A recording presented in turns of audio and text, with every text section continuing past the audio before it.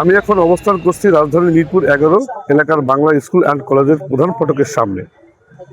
ঢাকা 16 আসনের নির্বাচনকে কেন্দ্র করে এখানে তৈরি হয়েছে ব্যাপক উৎসাহ ও প্রত্যাশার পরিবেশ। বিভিন্ন ভোট কেন্দ্র থেকে ফলাফল সংগ্রহ করে ধাপে ধাপে এই স্থানে একত্র করা হচ্ছে। চূড়ান্ত ফলাফল ঘোষণা করা হবে এখান থেকেই। আপনারা দেখতে পাচ্ছেন যে পুরো এলাকা জুড়ে কড়া নিরাপত্তা ব্যবস্থা নেওয়া হয়েছে। সেনাবাহিনী, পুলিশ এবং অন্যান্য আইনশৃঙ্খলা রক্ষাকারী বাহিনী চারপাশে অবস্থান করছে।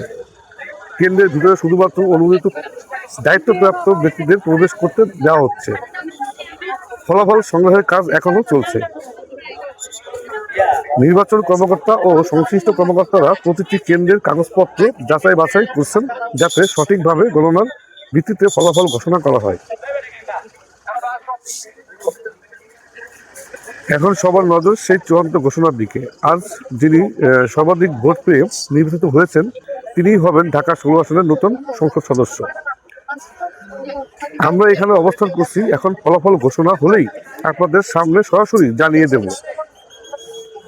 মিরপুর 11 বাংলা স্কুল থেকে রাজু আহমেদ, RTV।